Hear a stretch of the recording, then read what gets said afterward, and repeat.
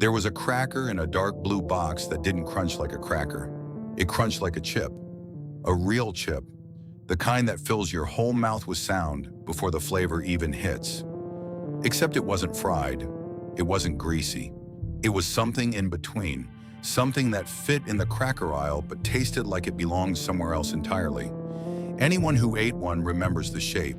Small, hexagonal, curved into itself like a tiny bowl. That curl wasn't decoration, it was the whole point. It was where the crunch lived. At its peak in the 1990s, that blue box was in supermarkets from coast to coast. It sat on kitchen counters after school. It showed up in lunch bags and at office desks and in the snack aisle of every Kroger and Safeway and Winn-Dixie in America. Families bought it without thinking. Kids reached for it by habit. For nearly a decade, Keebler Munch Ems were just there. The way milk was there, the way bread was there, until one day the shelf was empty. No announcement, no farewell. Just a gap where the blue box used to be.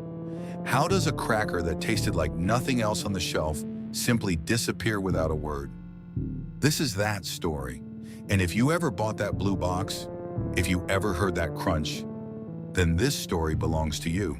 To understand where Munch Ems came from, you have to understand what Keebler was in 1991 and what problem they were trying to solve. Keebler had been baking out of Elmhurst, Illinois for decades. The company traced its roots all the way back to 1853, when a German immigrant named Godfrey Keebler opened a small bakery in Philadelphia.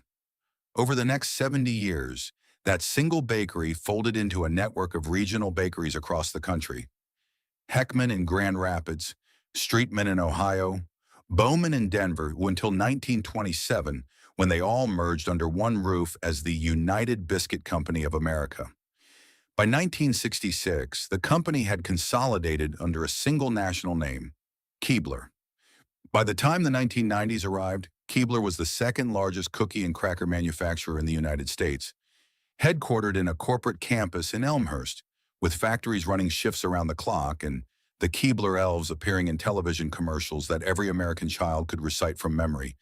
But Keebler had a problem. The snack aisle was changing. Through the late 1980s and into the early 1990s, salty snacks were exploding. Frito-Lay was dominant. Potato chips, tortilla chips, flavored chips of every variety were pulling American consumers away from the cracker shelf. Meanwhile, a quieter shift was happening on the other side of the aisle. Crackers were getting bolder. Nabisco was pushing flavor. Private label brands were undercutting prices. The old distinction between chip people and cracker people was blurring, and the food scientists inside Keebler's Research and Development Center in Elmhurst were paying attention. The question they were asking was simple. What if you didn't have to choose? What if a cracker could deliver the crunch of a chip? The immediate, full-mouth, almost aggressive crunch that made potato chips so satisfying, without being fried, without the grease that came with a bag of chips, without the guilt, but with all of the payoff? The answer was structural. It wasn't about the flavor first, it was about the shape. Keebler's R&D team developed a cracker so thin, so precisely calibrated in thickness, that when it moved through the oven, it didn't lie flat. It curled. The edges pulled upward during baking, and each small hexagonal piece formed a natural cup. A shallow bowl with ridged walls and concentrated crunch at every edge. No two pieces came out exactly alike. The curl was organic, unpredictable in its specifics but consistent in its result. A cracker that shattered when you bit into it, not in the soft, chalky way a Ritz cracker breaks, but in the sharp, immediate way a potato chip does. They called it Munch Ems. The launch came in early 1991. 3 flavors out of the gate: original, cheddar, and sour cream and onion. The box was dark blue, with the name printed in large white letters across the front. 7 ounces, $2.13 at retail. The slogan printed right there on the packaging made no attempt at poetry. It simply told you what the product was. Crackers that crunch like chips. In April of 1991, a taste panel organized by the Deseret News sat down with all 3 flavors and put their reactions on the record. One tester wrote that Munch Ems were something new in the snack cracker market, that they looked and crunched like crackers, but tasted like sour cream and onion potato chips. Another noted the texture was similar to that of potato chips, and that the original flavor carried a very distinctive MSG flavor with added spices that pushed it firmly into chip territory. A third tester, who tried the cheddar variety, called them cheesy, crisp, and fun to munch. The panel's conclusion printed in the paper: "You probably can't eat just one." That was the bet Keebler had placed. Not on a gimmick, not on a novelty, on the idea that there was a version of a cracker that could satisfy the part of a person that wanted a chip, and that if they could build it right, America would reach for it automatically. In 1991, they built it right. By 1992, the blue box had found its place. Not at eye level, not in the prime real estate that Nabisco's Ritz and premium crackers had held for decades. Munch Ems lived in the middle of the snack aisle, in that contested stretch of shelf where the cracker section bleeds into the chip section, where a shopper pushing a cart could reach left for a bag of Lay's or reach right for a box of Wheat Thins, and Munch Ems sat right there in the middle, making the argument that they didn't have to choose. The positioning wasn't accidental. Keebler understood exactly what they had built, and they put it exactly where the tension was, and American families found it. The after-school ritual was the first place Munch Ems embedded itself. A kid coming home in the early 1990s opened the pantry, and the blue box was there. Shorter than a cereal box, heavier than a bag of chips, solid in the hand, in a way that felt like more than what it cost. You didn't pour Munch Ems into a bowl the way you poured cereal. You shook a handful directly into your palm. The pieces were small enough that you could eat 4 or 5 at once, and the hexagonal shape meant they stacked loosely, tumbled against each other, never quite settled into a flat pile. They were tactile before they were edible. You felt the ridges with your fingers before the first bite, and then the first bite. That crunch was the whole product. It was immediate and high-pitched, sharper than any cracker you'd eaten before, and it happened at the edges first. Those curled walls that the baking process had pulled up and concentrated into something almost brittle. It wasn't the soft collapse of a Ritz. It wasn't the airy dissolution of a rice cake. It was a clean, decisive crack that filled your ears the same way a chip did, followed by the flavor. And in the sour cream and onion variety, that flavor arrived fast and stayed. The same tangy savory combination that made that flavor of potato chip a permanent fixture in American snacking. Except this version came in a box, survived a lunch bag without turning to dust, and didn't leave a grease ring on the paper underneath it. That last detail mattered more than it sounds. Parents in the early 1990s were packing millions of lunchboxes every morning across America, and chip bags were a problem. They crushed. They leaked grease onto everything around them. They arrived at the lunch table half empty of air and half full of broken fragments. Munch Ems solved all of that. The box protected the crackers. The crackers survived the morning commute from kitchen counter to school cafeteria without becoming rubble. A kid could pull out a handful at lunch, and they still looked like what they were, those small curved hexagons, intact, ready. That detail turned Munch Ems into a lunchbox staple for a generation of American kids who grew up in the 1990s. Mothers who were already buying Keebler products, the cookies, the club crackers, the Cheez-Its, added the blue box to the cart without much deliberation. It fit the budget, it fit the box, it fit the after-school moment and the weekend snack moment and the road trip moment equally well. What was it about that blue box that made it feel like it had always been there? Part of the answer was Friar Tuck. While Ernie Keebler, the white-haired, green-jacketed head elf, presided over the broader Keebler universe in commercials, Munch Ems got their own dedicated elf. Friar Tuck was created specifically for the product, his name a deliberate wordplay on the cooking method. Friar Tuck, who did not fry anything. He baked. The commercials that ran throughout the early to mid-1990s put Friar Tuck inside the Hollow Tree factory, pulling trays of thin hexagonal crackers from magical ovens, holding one up to the light, delivering the slogan with the cheerful certainty of someone who had just invented something new. For American kids watching Saturday morning television, Friar Tuck was Munch Ems. You saw the elf, you thought of the crunch. You heard the slogan, you wanted the box. In nostalgia communities decades later, the memories people share about Munch Ems follow a consistent pattern. The crunch comes up first, always. Then the sour cream and onion flavor.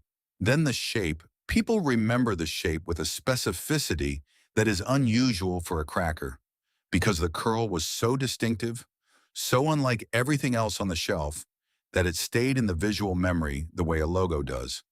People who ate Munch Ems as children and haven't tasted them in 25 years can still describe exactly what the pieces looked like in their palm. That is not something that happens with ordinary crackers. That happens with products that did something nobody else was doing. Through the mid-1990s, Munch Ems were exactly that. A product doing something nobody else was doing, sitting on the shelf of every major supermarket chain in America, being reached for by habit, by routine, by the unthinking confidence of a shopper who had bought this exact box 100 times before and would buy it 100 times again. They had no reason to think that would ever change, but something was already shifting, quietly in the background, in places that had nothing to do with taste or crunch or the color of a box. The early success of Munch Ems did what early success always does inside a large food company. It created pressure to grow. Keebler had launched the product nationally in 1991, which was already an aggressive move. Most new snack products in that era tested regionally first, built a consumer base in one or two markets, then expanded cautiously. Keebler skipped that caution. They believed in what they had built, and they put it in front of the entire country at once. Kroger, Safeway, A&P, Winn-Dixie, Albertsons, the full roster of American supermarket chains that defined where most families did their grocery shopping in the 1990s.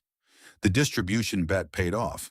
The blue box found shelf space, and the shelf space turned into sales, and the sales created the kind of velocity that keeps a product in a retailer's good graces. The next move was flavor expansion. Original, cheddar, and sour cream and onion had launched the product. But by the mid-1990s, the snack aisle was running on bold flavor. Frito-Lay was pushing ranch, nacho cheese, and BBQ into every corner of the chip category. Consumers were training their palates on intensity. They wanted more salt, more seasoning, more of the flavor hit that made a snack feel worth eating. Keebler responded by expanding the Munch Ems line. Ranch arrived, nacho followed. A chili cheese variety filled out the lineup. Each new flavor was a direct answer to what the chip aisle was already doing, because that was the whole premise of the product, to meet chip lovers where they were and offer them something that delivered the same flavor experience in a baked format. Keebler also made a quieter strategic decision that said a great deal about how they saw the product's future. They introduced lower sodium variants across the Munch Ems line. This wasn't a health trend play in the aggressive, marketing-forward way that would define food companies in the 2000s. It was a demographic expansion, an acknowledgement that the after-school kid was not the only person Keebler wanted reaching for the blue box. Working adults, older consumers, anyone who wanted the crunch and the flavor but needed to watch their salt intake now had a version made for them. The box stayed the same. The cracker stayed the same shape. The sodium came down. It was a practical, unflashy move, and it widened the product's reach without changing what made it work. By the mid-1990s, Munch Ems had also moved beyond the supermarket aisle. Vending machines were a significant distribution channel for snack crackers in that era, and Keebler pushed Munch Ems into that network. Office break rooms, school vending banks, gas station cooler areas, wherever a person found themselves hungry between meals, Munch Ems began showing up in individual serving packages alongside the chips and the pretzels. The single-serve format introduced the product to consumers who might never have bought a full box at the grocery store, and some of those consumers went home and bought the box. Convenience stores extended the reach further. In the 1990s, the convenience store snack wall was becoming its own ecosystem, separate from the supermarket, operating on impulse and speed. A driver pulling off the highway didn't browse. They scanned, grabbed, paid, and left. Munch Ems, with its distinctive blue packaging and a slogan that communicated the product instantly, competed in that environment better than a plain cracker ever could. It wasn't Doritos, but it wasn't trying to be. It was the alternative, the thing you grabbed when you wanted the crunch without the chip. What was happening inside Keebler during these expansion years was more complicated than the shelf success suggested. In 1995, United Biscuits, the British multinational that had owned Keebler since 1974, announced it was selling the company. The buyer was a partnership between Flowers Industries, a Georgia-based baked goods company, and Artal Luxembourg, a private equity firm. The sale price was structured around a leveraged buyout, which meant Keebler entered its most commercially successful years carrying significant debt and new ownership that had a specific set of financial priorities. The people running the company changed. The strategic emphasis changed with them. Sam Reed, installed as CEO, pushed hard on research and development and reorganized the company's operational structure. In 1996, Keebler opened an 83,000 square foot technical center in Elmhurst dedicated to cookie and cracker development. That same year, they acquired Sunshine Biscuits, bringing Cheez-It, among other brands, into the Keebler portfolio. That last detail would matter enormously, though nobody could have known it at the time. In 1998, Arta Luxembourg took Keebler public on the New York Stock Exchange. The IPO was considered a success. Keebler was a healthy company by every visible measure: strong brands, national distribution, a growing product portfolio, factories running at capacity. Munch Ems was part of that story. It was in supermarkets coast to coast. It had a flavor lineup that covered the bold end of the snack spectrum, and it had a mascot that American kids recognized on sight. But the ownership churn of the mid to late 1990s had done something subtle and damaging to every product in the Keebler lineup that wasn't a flagship brand. Each time the company changed hands, each time a new management team set its priorities, the products that sat below the top tier, the ones that were selling well enough but not spectacularly, the ones without the decades-long brand equity of a Cheez-It or a Club Cracker, moved a little further from the center of attention. Munch Ems was performing, but performance, it turned out, was not the same as being protected. The product was about to reach the height of its cultural moment, and the forces that would end it were already in motion. By the mid-1990s, Munch Ems had stopped being a new product. That sounds like a small thing. It isn't. In the snack food industry, the distance between new product and staple is everything. And most products never make the crossing.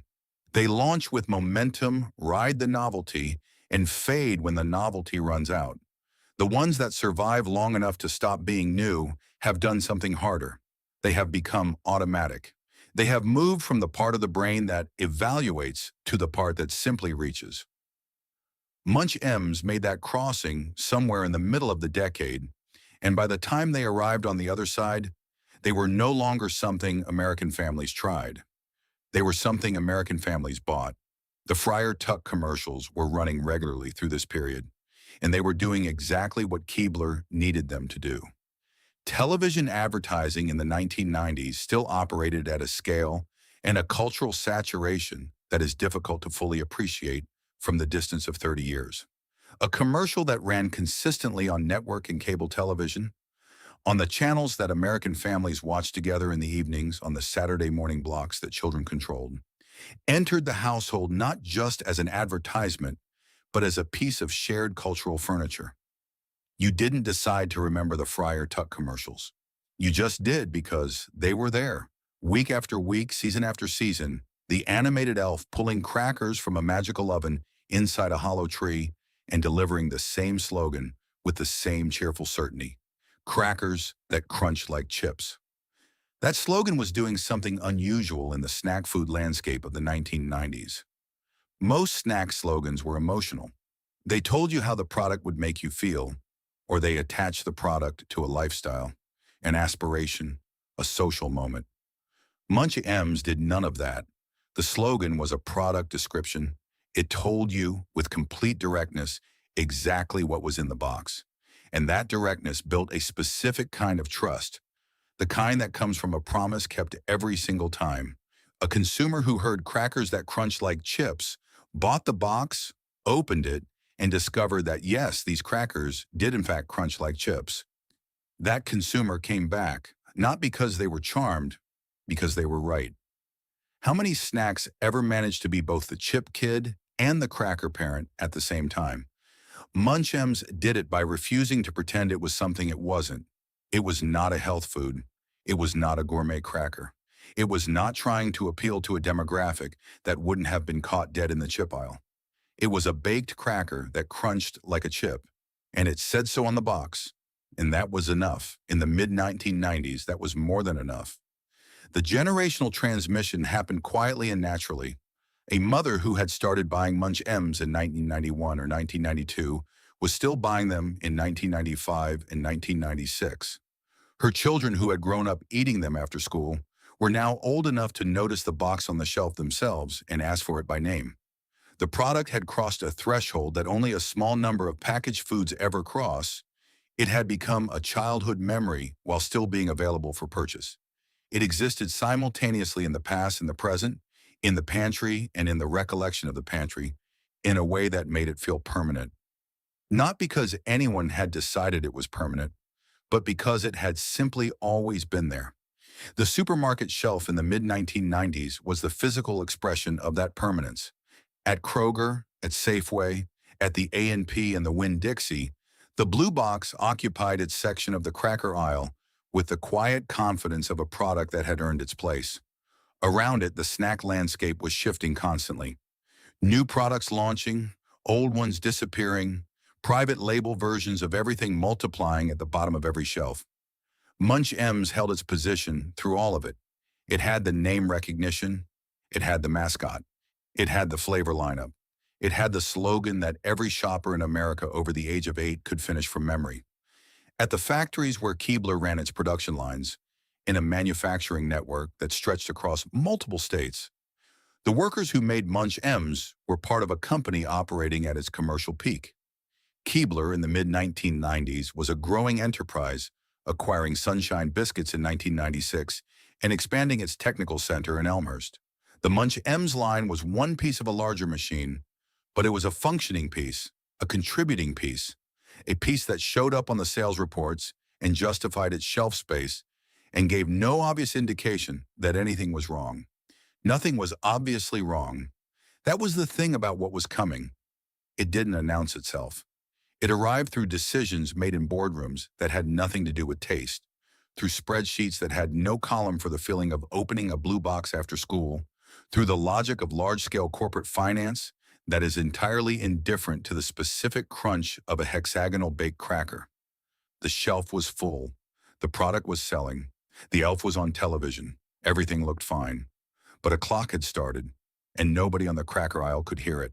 The first sign of trouble didn't come from inside the blue box. It came from the shelf next to it. Sometime in the mid-1990s, American supermarkets began stocking their own versions of the thin-baked cracker. Store brands, Kroger's private label, Safeway Select, the generic house brands that every major chain was aggressively expanding during this period, had identified the chip cracker hybrid as a format worth copying. And copy it they did. The shape was similar. The crunch was close enough. The flavor names were identical: original, cheddar, sour cream, and onion. The packaging was different. The elf was missing. The slogan was gone. But the product in the box was near enough to Munch Ems that a shopper reaching for both and comparing prices would have a hard time justifying the gap. That gap was real and it was consistent. Private label crackers in the 1990s typically undercut branded products by 30 to 40%. A box of Munch Ems at $2.13 sitting next to a store brand equivalent at $1.39 was not a subtle price difference for a family watching a grocery budget. The parents who had bought Munch Ems automatically for years began, slowly and without much deliberation, to reach for the box below it. They didn't stop loving Munch Ems. They just stopped paying the premium for them. And when that happens at enough supermarkets, in enough shopping carts, and across enough weeks, the sales numbers begin to move in a direction that a brand manager cannot ignore. The private label threat was not unique to Munch Ems. It was happening across the entire cracker category in the 1990s and across the snack food industry more broadly. But Munch Ems was particularly exposed to it for a reason that was baked into the product's original success. The format was simple enough to replicate. The innovation had been structural, a thin cracker baked to curl. And once that structure existed in the market, Nothing legally prevented a store-brand manufacturer from building something nearly identical at a fraction of the cost. Keebler had Friar Tuck in the slogan and the name recognition. But name recognition in the cracker aisle only stretches so far when the box next to yours is 40 cents cheaper and looks close enough. At the same time, the snack aisle itself was becoming more crowded in ways that pressured Munch Ems from the branded side as well. Nabisco was pushing into the chip cracker space with products of its own. Pepperidge Farm was expanding its Goldfish line and introducing new cracker formats that competed for the same attention. Frito-Lay, the dominant force in salty snacks, was not standing still. It was adding flavors, reformulating products, and defending its chip territory with the kind of marketing budget that no cracker brand could match. The middle ground that Munch Ems had carved out in 1991, the space between chip and cracker, the baked not fried position, was no longer uncrowded territory. By the late 1990s, it was one of the most contested stretches of real estate in the American grocery store. At what point does a brand stop being a product and become just a price tag? For Munch Ems, that question was becoming harder to answer with each passing year. The product hadn't changed. The crunch was the same. The hexagonal shape still curled the same way in the oven. But the world around it had changed, and a product that had felt singular in 1991 felt less singular in 1997 or 1998. Not because it had gotten worse, but because the distance between it and its competition had narrowed, and the price difference between it and the store brand had stayed exactly the same. Inside Keebler, there was a second pressure operating simultaneously, one that had nothing to do with the competition and everything to do with who owned the company. The leveraged buyout of 1995 had loaded Keebler with debt. The management team under Sam Reed was talented and aggressive, and the operational changes they made were genuine improvements. The Elmhurst Technical Center, the Sunshine Biscuits acquisition, the IPO in 1998 that returned the company to public markets. But a company carrying LBO debt and preparing for a public offering is a company with a specific set of priorities, and those priorities are financial before they are culinary. Products get evaluated differently under that kind of pressure. The question stops being, do people love this? And starts being, does this justify its shelf space relative to what else we could put there? Munch Ems was not a bad answer to that question, but it was not a great one either. It was a mid-tier product in a crowded category, facing private label competition that was eroding its price premium, and it was sitting inside a company that was about to go through the most significant ownership transition in its history. The shoppers pushing their carts through the cracker aisle in 1998 and 1999 didn't know any of this. They saw the blue box in its familiar spot. They saw Friar Tuck on the front. They may have bought it, or they may have reached for the store brand instead, but either way, they assumed the blue box would be there next week, and the week after that, the way it had always been there. That assumption was about to be tested in a way none of them saw coming. On October 26, 2000, the Kellogg Company issued a press release from its headquarters in Battle Creek, Michigan. The announcement was straightforward in the way that announcements involving billions of dollars tend to be straightforward. Precise, formal, stripped of anything that might be mistaken for emotion. Kellogg had reached an agreement to acquire the Keebler Foods Company. The price was $42 per share, plus the assumption of Keebler's existing debt. The total value of the transaction came to approximately $3.9 billion. The deal was expected to close in the first quarter of 2001. The press release described what Kellogg was buying. It talked about distribution networks.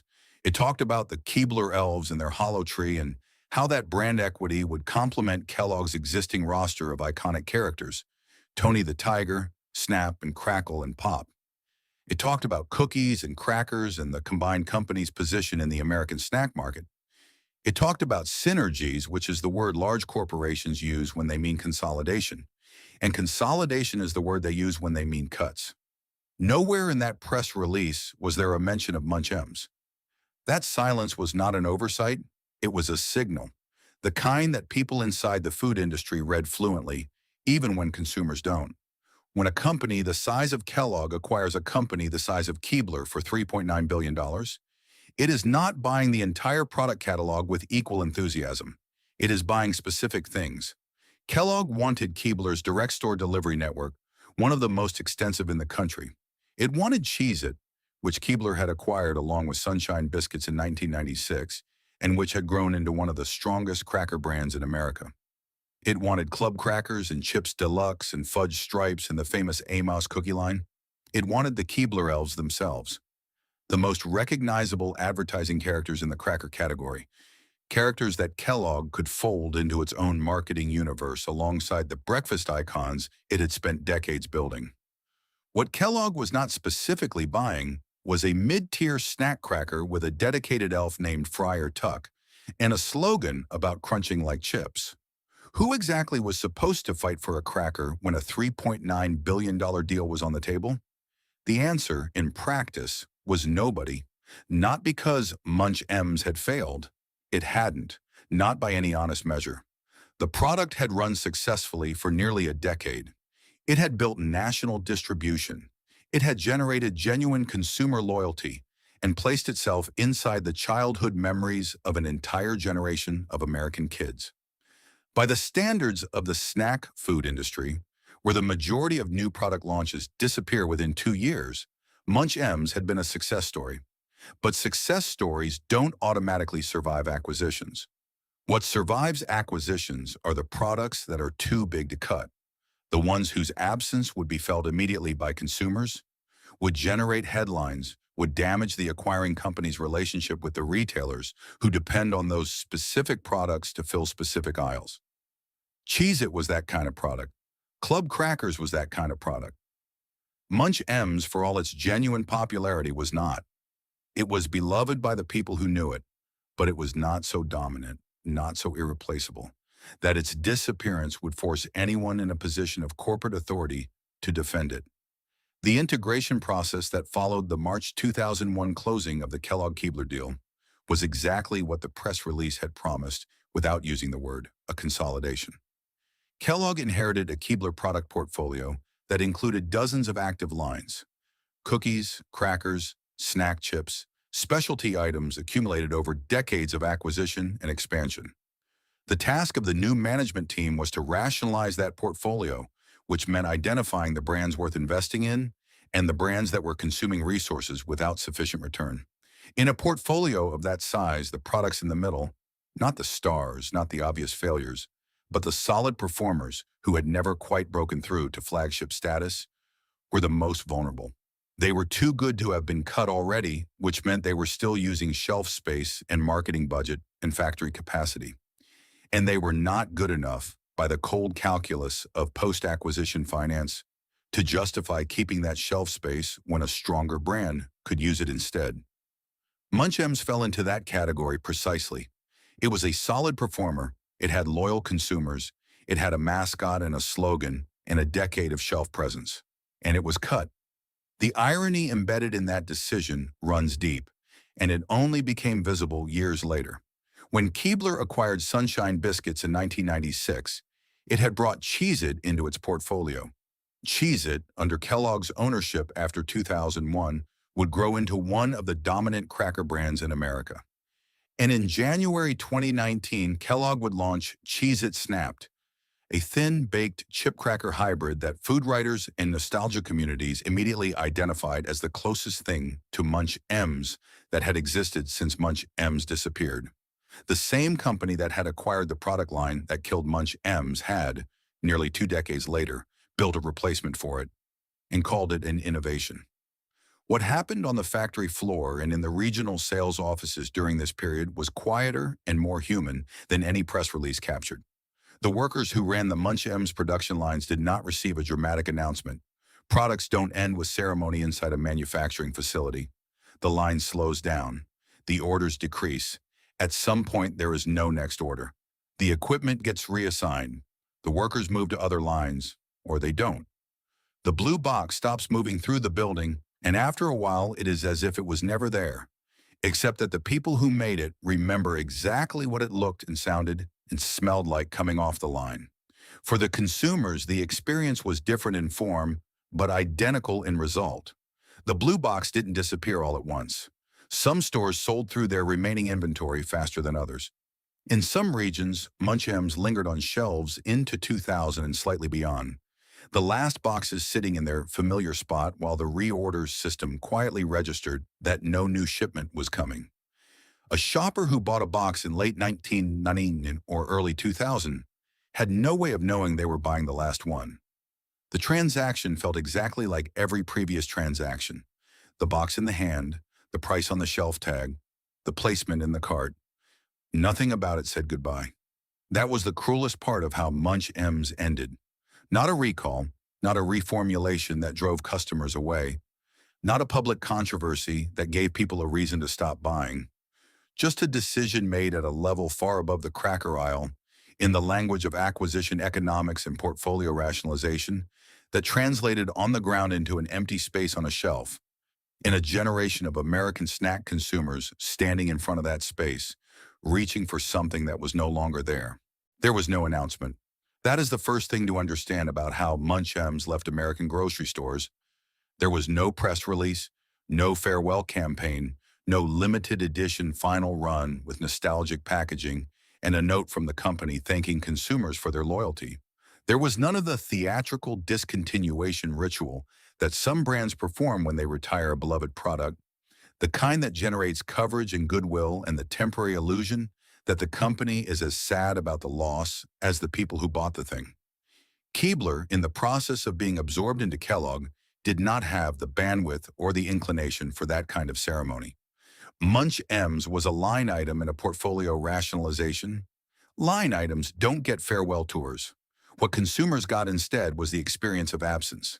It arrived differently for different people, in different stores, in different parts of the country, across a window of time that stretched from the late 1990s into the earliest years of the 2000s. That gradual, uneven disappearance was in some ways more disorienting than a clean ending would have been. If Keebler had announced a discontinuation date, consumers would have had the option to grieve in real time, to buy a last box, to take a photograph, to say a conscious goodbye. Instead, the product simply became unreliable, then scarce, then gone, and the transition between those stages was invisible until it was complete. A shopper at a Kroger in suburban Ohio who reached for the blue box in the spring of 2000 and found the shelf empty would have assumed it was a stocking issue. Products ran out, trucks were late, back next week. She put something else in the cart and moved on. The following week, the shelf was still empty.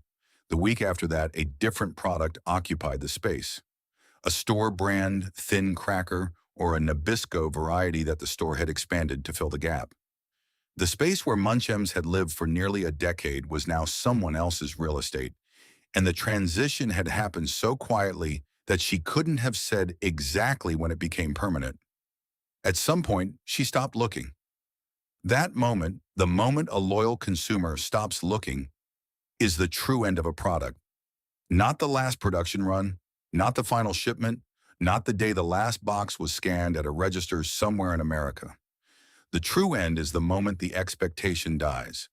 And for Munch Ems, that moment arrived at different times for different people in a rolling wave of small private losses that nobody was counting and nobody was recording.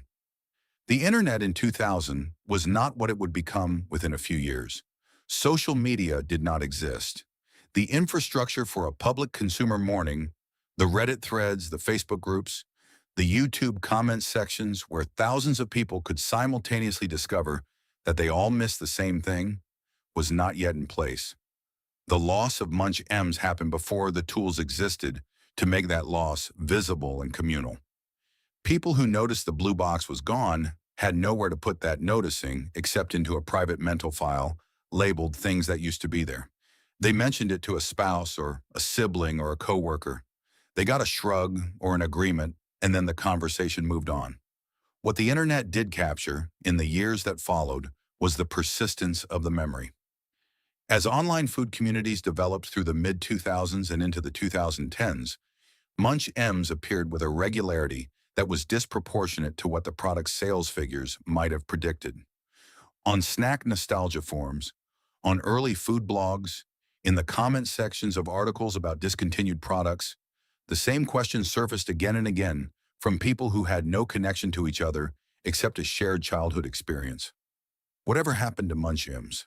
The question was rarely answered with any precision because the discontinuation had been so quiet that even the people asking it didn't know exactly when or why it had happened. They just knew the blue box was gone. They knew the crunch was gone, and they knew that nothing on the current snack aisle had replaced it in exactly the right way. The Friar Tuck commercials stopped running. That was, for many people, the clearest signal that something had ended. Television advertising is a kind of presence. A product that appears in commercials exists in the cultural atmosphere even when it isn't in front of you, even when you're not thinking about it. When the commercials stop, the product stops existing in that ambient way. It retreats from the present tense into memory. Friar Tuck, the elf who had spent nearly a decade pulling trays of hexagonal crackers from a magical oven and promising America that crackers could crunch like chips, went silent. The Hollow Tree Factory, in the logic of Keebler's advertising universe, simply stopped making Munch Ems one day, and no one inside the tree explained why. For the workers at the Keebler manufacturing facilities, who had run the Munch Ems production lines, the end had come earlier and more concretely. A production line that goes quiet does not go quietly. There is a last shift, a last tray, a last quality check, a last pallet wrapped and loaded onto a last truck. Those moments are mundane in their specifics and profound in their finality. The people who were present for them likely didn't know at the time that they were witnessing the end of something that would outlast its own discontinuation in the memories of millions of American consumers. They were finishing a shift, that's all it was. The store managers who processed the discontinuation notices from Keebler, those brief operational communications informing retailers that a product would no longer be available for reorder, received them as routine paperwork in the flow of 1,000 similar communications. Products came and went. Planograms were updated. Shelf space was reassigned. The notice that Munch Ems would no longer be available was filed. The shelf tag was pulled. The space was allocated to something else, and the day continued. Somewhere in America, a child opened a pantry in the early 2000s, and the blue box wasn't there. Maybe the parent had switched to the store brand to save money. Maybe the store had stopped carrying it. Maybe the box had simply run out and nobody had thought to replace it. And by the time anyone thought to look, it wasn't on the shelf anymore. The child didn't know about portfolio rationalization, didn't know about the Kellogg acquisition or the LBO debt or the private label competition that had been quietly eroding the product's market position for years. Didn't know that a corporation worth billions of dollars had looked at a spreadsheet and decided that a hexagonal baked cracker with a dedicated elf was not worth keeping. The child just knew the blue box wasn't there, and that, in the end, is the only version of the story that matters. Not the press releases and the acquisition filings and the corporate logic that all made perfect sense in the conference rooms where these decisions were made. The version that matters is the one experienced by the people who had built a small, ordinary, irreplaceable ritual around a product that someone else decided wasn't worth making anymore. The shelf was empty. Munch Ems was gone. And the space it left behind was larger than the space it had occupied. The shelf didn't stay empty for long. It never does. That is one of the reliable truths of the American supermarket. The space a discontinued product leaves behind is filled within days, sometimes within hours, by whatever the store's planogram assigns to replace it. A Nabisco variety, a store brand expansion, a new Pepperidge Farm format that the chain's category buyer had agreed to stock in the previous quarter's reset. The physical space where Munch Ems had lived for nearly a decade became someone else's real estate so quickly and so completely that a shopper who hadn't been paying close attention might not have noticed the transition at all. The aisle looked full. The aisle was full. Something was always there to make the aisle look full. What couldn't be filled as easily was the specific gap Munch Ems had occupied in the snack landscape. That precise intersection of cracker structure and chip crunch and bold flavor that the product had pioneered in 1991 and held without serious competition for most of its commercial life. The private label knockoffs that had contributed to its decline were still on shelves, but they had never been the real thing. And the consumers who knew the difference knew the difference. The competitors that had crowded the chip cracker space in the late 1990s offered adjacent experiences, but not identical ones. Nobody had quite the hexagonal curl, the specific thinness, the exact ratio of crunch to flavor that made Munch Ems what it was. The category moved on. The gap remained. For years, it remained quietly, living in the memory of the people who had eaten Munch Ems through the 1990s and filed the loss in the same mental drawer where they kept other things that used to be true about their lives. Then the internet matured, and the nostalgia communities formed, and the question surfaced publicly for the first time: is anything out there like Munch Ems? The answer that food writers and snack enthusiasts eventually settled on arrived in January 2019, when Kellogg launched Cheez-It Snapped. The timing was not accidental, and the product was not accidental. Cheez-It Snapped was a thin, baked cracker, wafer thin, designed to curl slightly during baking, engineered to deliver a crunch that food reviewers consistently described in terms that sounded familiar to anyone who remembered the blue box. Bustle called it the closest thing to Munch Ems available on the current market. Food writers who covered the launch noted the structural similarities explicitly: the thinness, the chip-like crunch, the baked, not fried positioning. The flavors Snapped launched with double cheese, cheddar sour cream and onion, Parmesan ranch, mapped almost directly onto the Munch Ems flavor lineup that had defined the product's peak years. The corporate genealogy connecting these two products is one of the stranger footnotes in American snack food history. Keebler acquired Sunshine Biscuits in 1996, bringing Cheez-It into the Keebler portfolio. Kellogg acquired Keebler in 2001, bringing Cheez-It into the Kellogg portfolio and simultaneously discontinuing Munch Ems.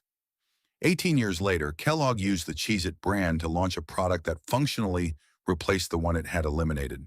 The same company, the same acquisition chain, the same corporate logic that had decided Munch Ems wasn't worth keeping. That same company eventually looked at the snack landscape, identified the gap, and filled it. It just took nearly 2 decades, and it arrived under a different name, with a different elf, and without any acknowledgement that this particular gap had a particular history.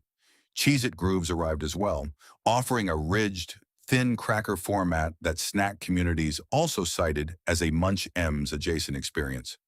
Neither product was Munch Ems. Both products were evidence that the market Munch Ems had created in 1991 was real enough, durable enough, and large enough that a major food company eventually reinvested in serving it. The consumers who had been asking for something like Munch Ems for 15 years had not been wrong about what they wanted.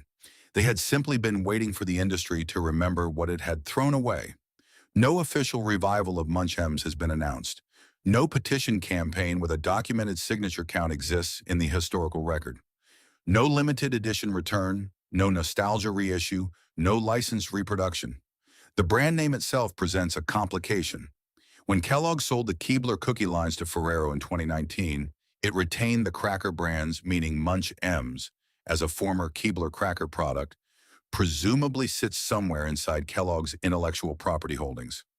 Whether anyone inside that organization has looked at the nostalgia community's consistent affection for the product and considered what a revival might be worth is not a matter of public record. What is a matter of public record is that the shelf where Munch Ems once lived has been occupied, for more than 2 decades, by products that are not Munch Ems.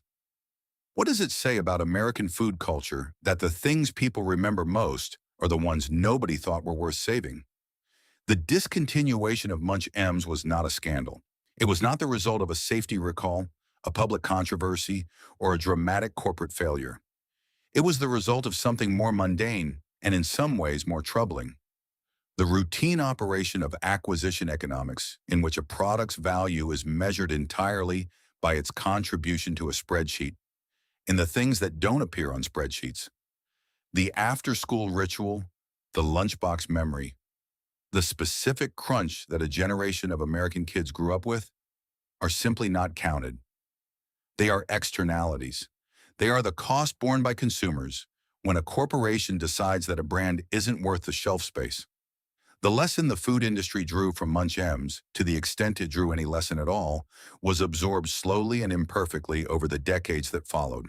The rise of nostalgia marketing in the 2010s, The limited edition revivals, the throwback packaging, the discontinued flavor petitions that food companies began responding to with increasing frequency, was partly a belated recognition that consumer memory has commercial value, that the people who grew up eating a specific product carry a loyalty that doesn't expire when the product does, that the gap between what a spreadsheet measures and what a person feels when they reach for something that isn't there anymore is a gap worth paying attention to. Munch Ems never benefited from that recognition. It was gone before the industry learned to see what it was losing. There was a blue box on a shelf in an American supermarket, and for nearly a decade, millions of people reached for it without thinking. That automatic reach, the hand that moves before the mind decides, the eyes that find the familiar packaging from 20 feet away and lock onto it without effort, is the highest form of trust a consumer can place in a product. It isn't enthusiasm. It isn't loyalty in the deliberate, conscious sense. It is something deeper and quieter. The incorporation of a product into the rhythm of a life, into the unexamined routine of a household, into the texture of ordinary days that only reveal their significance in retrospect. The blue box was part of that texture for a generation of American families. It was on the counter after school. It was in the lunchbox on Tuesday morning. It was on the coffee table on the Saturday afternoon when nobody had anywhere to be yet, and the weekend still felt long. It was reached for and opened and emptied and replaced so many times that its presence became invisible. The way all genuinely essential things eventually become invisible. Not because they don't matter, but because they matter so consistently that noticing them would be redundant. And then it was gone, and the invisibility reversed itself. The things you don't notice until they're missing are the things that were doing the most work. The blue box, once absent, became extraordinarily visible. Visible in the gap it left on the shelf, visible in the moment a hand reached for it and found something else, visible in the specific way a substitute cracker failed to deliver what the familiar one had always delivered without being asked. The crunch was wrong. The shape was wrong. The flavor was close but not right, in the way that close but not right is sometimes harder to live with than simply different. A person who has eaten the same cracker for 8 years does not want an alternative. They want the cracker. And when the cracker is gone, what they are left with is not just the absence of a snack. They are left with the absence of a small, specific, irreplaceable piece of the daily world they had built around it. That is what Munch Ems was, underneath the slogan and the elf, and the hexagonal shape, and the chip cracker positioning, and the dark blue box with the white letters. It was a piece of the daily world of American families through the 1990s. Not a grand piece, not a piece anyone would have pointed to and called significant while it was still there. A small piece, the kind that only registers as significant when it's missing, the kind whose loss is disproportionate to what it was, the kind that makes a person standing in a supermarket aisle feel, for just a moment, that something true about their life has been quietly revoked without their consent.